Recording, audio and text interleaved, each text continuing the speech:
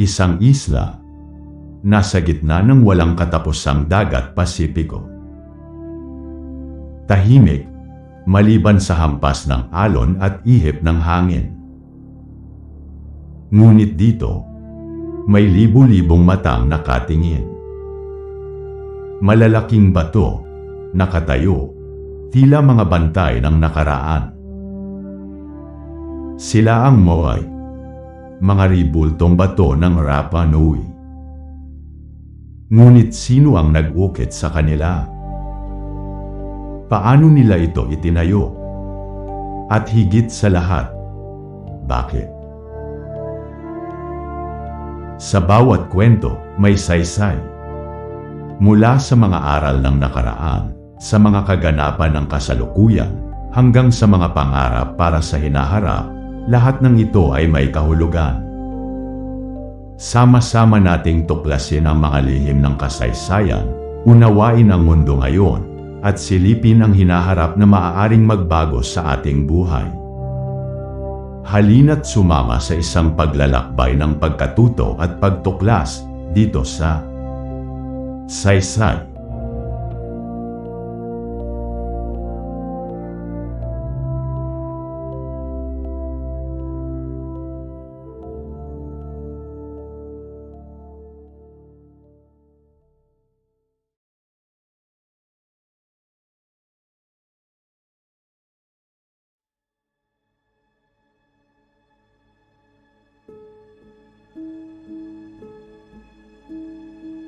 Sa gitna ng dagat Pasipiko, 3,700 kilometro mula sa pinakamalapit na kontinente, naroon ang Rapa Nui, kilala rin bilang Easter Island.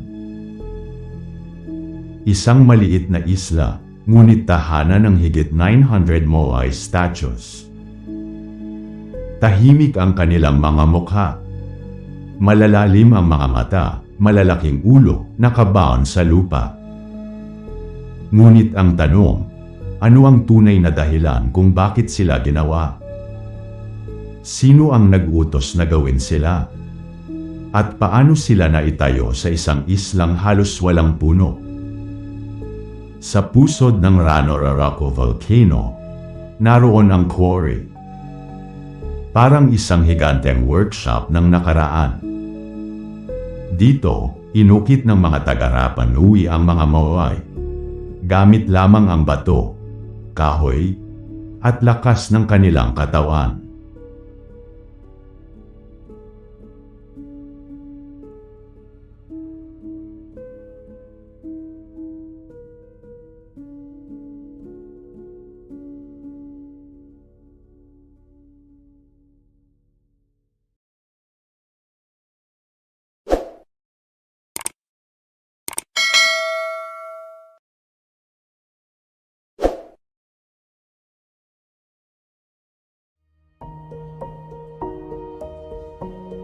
Gawa sa volcanic tuff, malambot na uri ng bato, madaling hubugin ngunit matibay. Ang bawat Moai ay may taas na 4 hanggang 10 meters.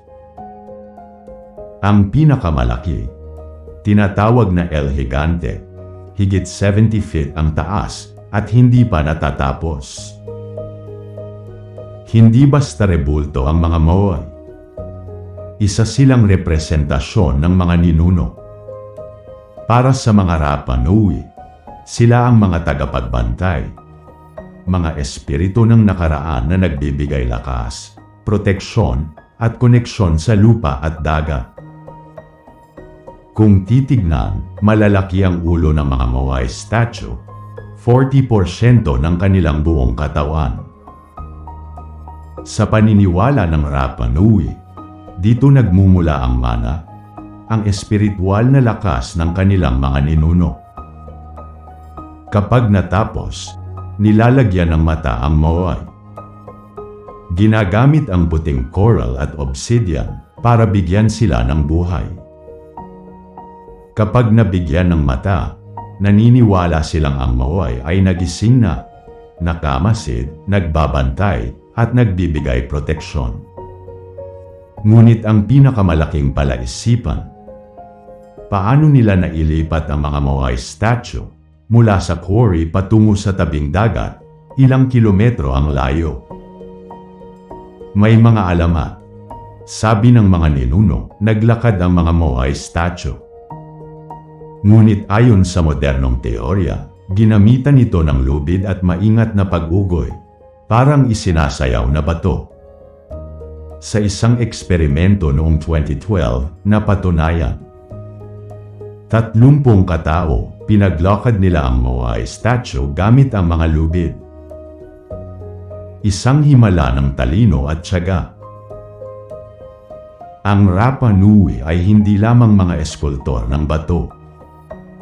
Sila ay mga mangingisda, magsasaka, at manlalakbay sa dagat. Para sa kanila, ang Moai ay hindi art, hindi dekorasyon. Sila ay buhay, ugnayan ng pamilya, ninuno, at kalikasan. Ang bawat tribo ay may sariling Moai statue. Sa bawat ritual, nakatingin sila, parang mga espiritong laging naroroon. Ngunit hindi nagtagal, bumagsak ang kaayusan. Nawala ang mga puno, ginamit para sa transportasyon at apoy. Naging salat sa pagkain at yaman ng isla. Nagkaroon ng digmaan sa pagitan ng mga tribo. At sa gitna ng kaguluhan, bumagsak isa-isa ang mga tribo. Pagdating ng mga mananakop na Europeo noong ika-18 siglo, kanila itong ikinagulat. Isang islang halos tigang at mga ribultong nakatihaya bagsak sa lupa. Ang dating mga bantay, naging mga biktima ng kaguluhan. Ngayon, nakatayo muli ang ilan sa kanila. Itinayo ulit ito gamit ang makabagong teknolohiya. Ang iba'y nasa mga museo sa iba't ibang panig ng mundo. Ngunit may tanong, dapat bang manatili ang mga Moai sa kanilang isla kung saan sila nabuo? O dapat bang ipakita sa buong mundo bilang simbolo ng kultura ng tao? Ang Moai statue ay higit pa sa bato. Sila ay alaala ng isang sibilisasyon, ng pananampalataya, sakripisyo at pag-asa. Tahimik ang kanilang mukha. Ngunit kung makikinig tayo, may kwento silang dala-dala. Kaya, narito ang tanong ko sa inyo. Kung kayo ang Moai statue, anong kwento ang nais ninyong ibahagi sa mundo?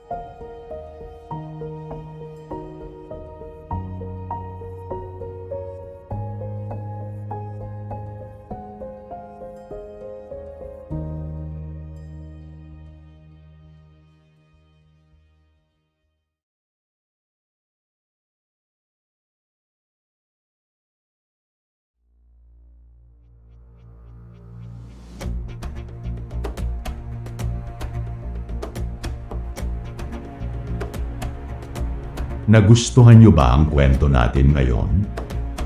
Maaring pindutin ang subscribe button sa ilalim. Please also like, share at pindutin ang bell icon para sa susunod na kwento natin. Magandang araw sa inyong lahat at ito ang Saysay.